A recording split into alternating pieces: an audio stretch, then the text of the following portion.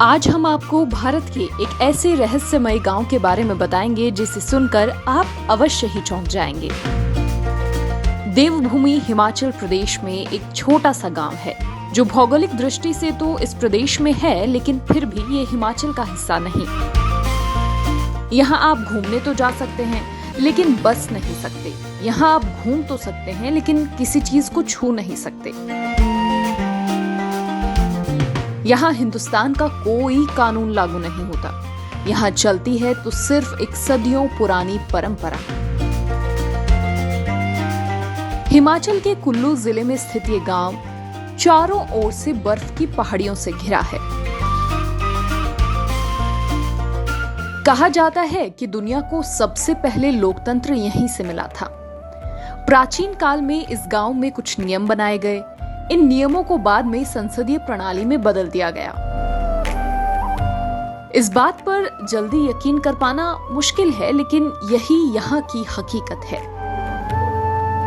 हम बात कर रहे हैं हिमाचल प्रदेश में मौजूद गांव मलाना की। इस गांव के अपने खुद के 2 सदन हैं। सिर्फ सदन ही नहीं बल्कि मलाना गांव का अपना प्रशासन भी है।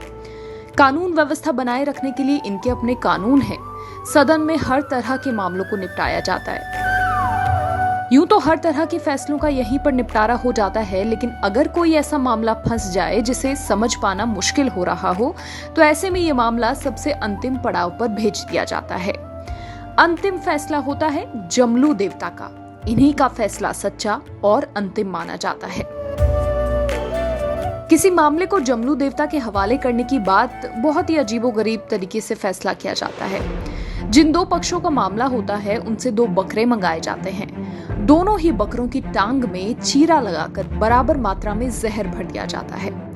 जहर भरने के बाद बकरों के मरने का इंतजार होता है और जिस पक्ष का बकरा सबसे पहले मरता है वो दोषी होता है।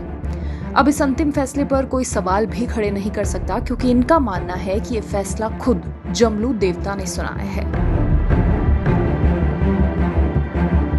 इस गांव में अकबर से जुड़ी एक बड़ी दिलचस्प कहानी है। यहाँ के लोग साल में एक बार होने वाली फागली उत्सव में अकबर की पूजा करते हैं।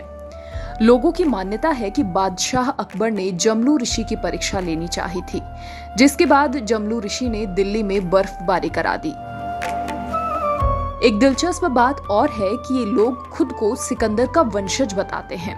इन लोगों की भाषा में भी कुछ ग्रीक शब्दों का इस्तेमाल होता है। इनके अनुसार जब सिकंदर भारत पर आक्रमण करने आया था, उस दौरान कुछ सैनिकों ने उसकी सेना छोड़ दी थी। इन्हीं सैनिकों ने मलाना गांव बसाया। यहाँ तक कि यहाँ के लोगों का हाव भाव और नयन नक्श भी हिमाचलियों जैसे नहीं है। बोली से लेकर शारीरिक बनावट तक ये लोग भारतीयों से एकदम अलग नजर आते हैं। इस विचित्र गांव में इसके अलावा भी कई रहस्य हैं जो इस गांव की ओर लोगों का ध्यान खींचते हैं। रहस्य से भरे इस गांव में बाहरी लोगों के कुछ भी छूने पर पाबंदी है और ये नियम ना मानने पर इनके जुर्माने की रकम 1000 से लेकर 2500 रुपए तक की जा सकती है। किसी भी सामान को छूने की पाबंदी के बावजूद भी यह स्थान पर्यटकों को आकर्षित करता है। बाहर से आए लोग दुकानों का सामान नहीं छू सकते। पर्यटकों को अगर कुछ खाने का सामान भी खरीदना होता है तो वो पैसे दुकान के बाहर रख देते हैं और दुकानदार भी सामान जमीन पर रख देता है। इस नियम का पालन कराने के लिए यहाँ के लोग इस पर कड़ी नजर रखते हैं। पर्यटकों के लिए इस गांव में रुकने की भी कोई सुविधा नहीं है। पर्यटक गांव के बाहर अपना टेंट लगाकर रात गुजारते हैं। रहस्य से भरे इस गांव का एक और सच ये है कि यहाँ नशे का व्यापार भी खूब फलता फूलता है। मलाना गांव की चरस पूरी दुनिया में मशहूर है, जिसे मलाना क्रीम कहा जाता है। यहाँ पैदा होने वाली चरस में उच्च गुणवत्ता का तेल पाया जाता है। यही नशा सरकार के लिए भी टेढ़ी खीर साबित होता है। प्रशासन को नशे के व्यापार पर रोक लगाने के लिए काफी मशक्कत करनी पड़ती है। कई अभियान चलाए जाते रहे हैं, लेकिन फिर भी यहाँ से भारी मात्रा में चरस और अफीम की तस्करी होती है। लेकिन अगर नशे को छोड़ दिया जाए तो हिमाचल के पहाड़ों में बसे इस गांव ने कई रहस्य इतिहास की गर्त में छुपा रखे हैं। भारतीय संविधान के अनुसार चरस की तस्करी करना कानूनी अपराध है।